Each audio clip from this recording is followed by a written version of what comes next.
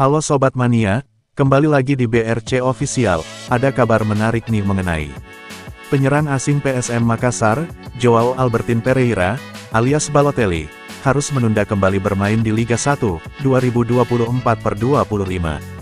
Balotelli, dipastikan kembali absen, karena mendapat hukuman tambahan, akibat kartu merah langsung yang didapatkan, saat bermain lawan Arema FC. Dalam laga Arema FC versus PSM, di Stadion Supriyadi, Blitar, Senin tanggal 10 Februari tahun 2025, Balotelli dikartu merah wasit, pada menit ke-81. Sebelum diusir keluar lapangan, wasit mengecek VAR, dan memutuskan Balotelli melakukan pelanggaran keras, terhadap Kapten Arema FC, Johan Alfarisi.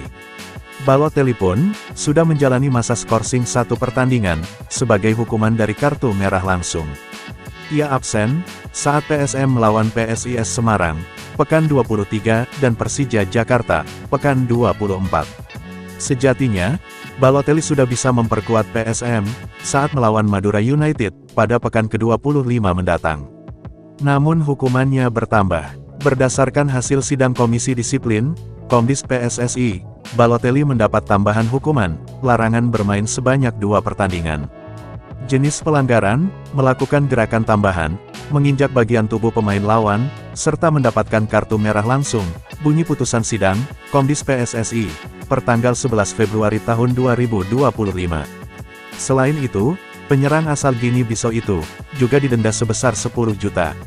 Pertandingan pekan ke-25, antara Madura United versus PSM, akan berlangsung di Stadion Gelora Bangkalan, Minggu, tanggal 2 Maret tahun 2025 mendatang.